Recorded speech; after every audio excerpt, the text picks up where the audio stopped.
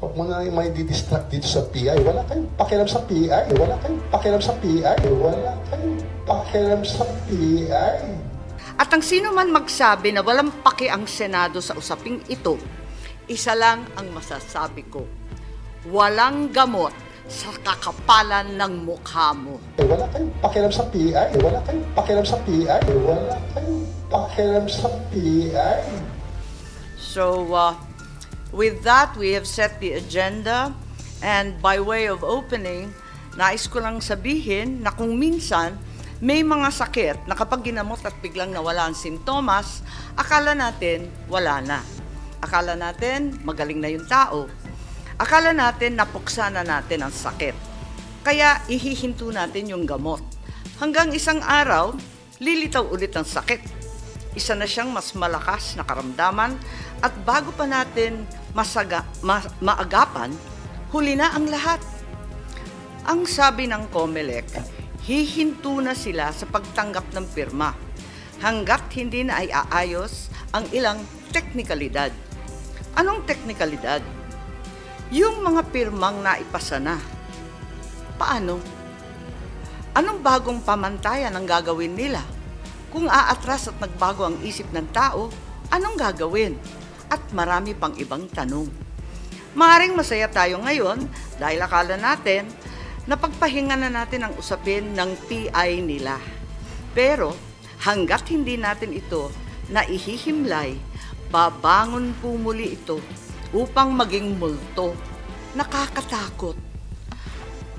Panoorin natin ang isang maikling video ng karamdamang mabilis na ipakalat na sa pamagitan ng pantatanga sa kapwa, paglulustay ng salapi, at pagsisinungaling ng matatakaw na opisyal. Yang sakit na yan ang papatay sa demokrasya. At ang sino man magsabi na walang paki ang Senado sa usaping ito, isa lang ang masasabi ko, walang gamot sa kakapalan ng mukha mo. Panoorin na po natin. Ay, hindi pa ako sa ngayon, ma'am. Bakit po? Kasi baka mamaya yan yung gamitin nila para humaba yung kanilang termino.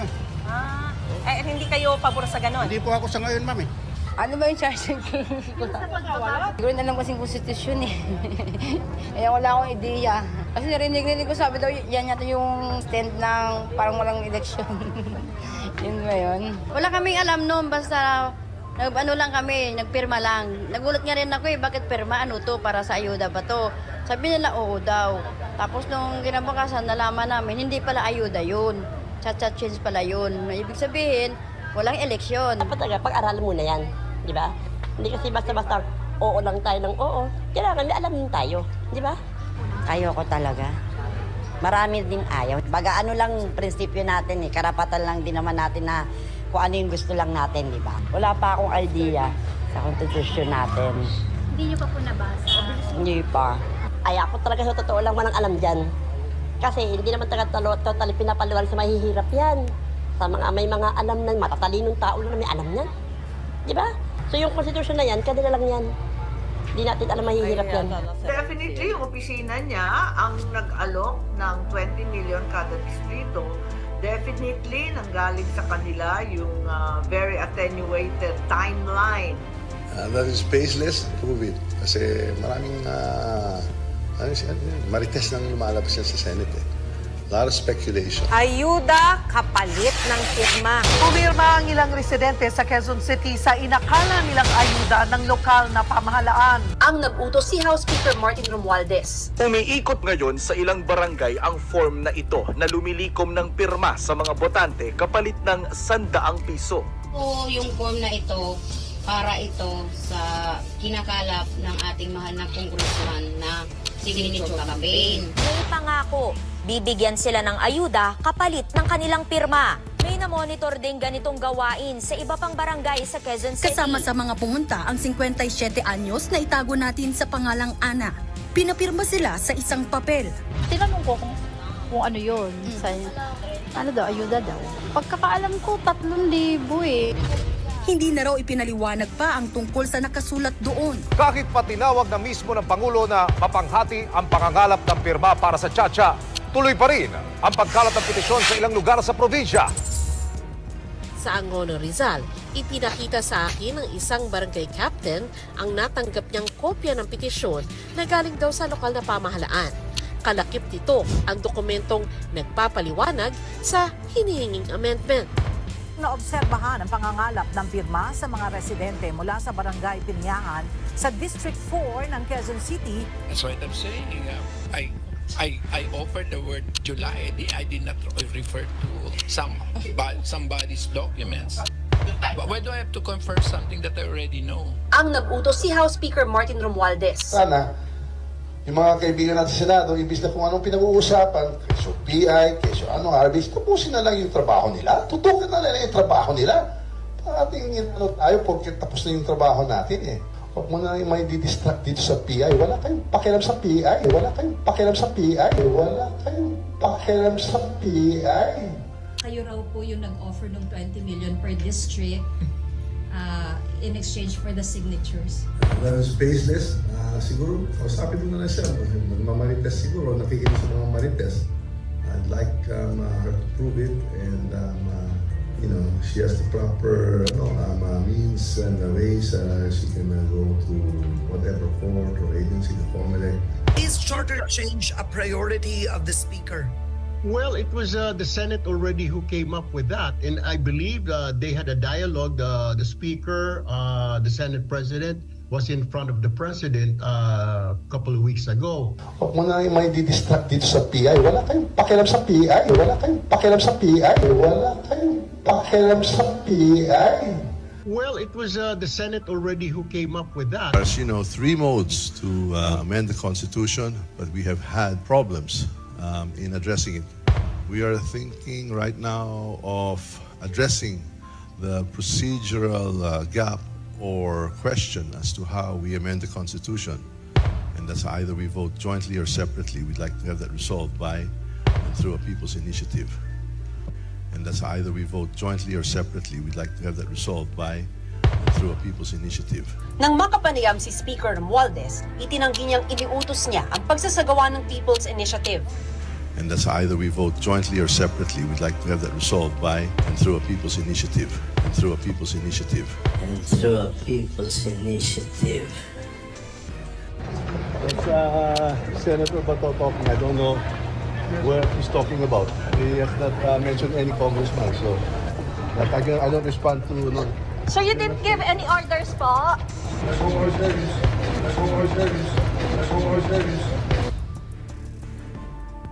Si Senate Majority Leader Joel Villanueva nanawagan naman sa publiko na i-report ang mga umano'y suhol kapalit ng pirma para sa charter change. Wala sa Bulacan. Wala na sa Bulacan, ano ka ba? Hindi nakapirma ka na nung People Initiative. Tagal ko na rito, ilang taon na ako dito, ano ka ba? Wala ko naman, nandun ka pa. Pero sa Bulacan, wala sa inyong pinapirma, dyan na lang sa Manila na council.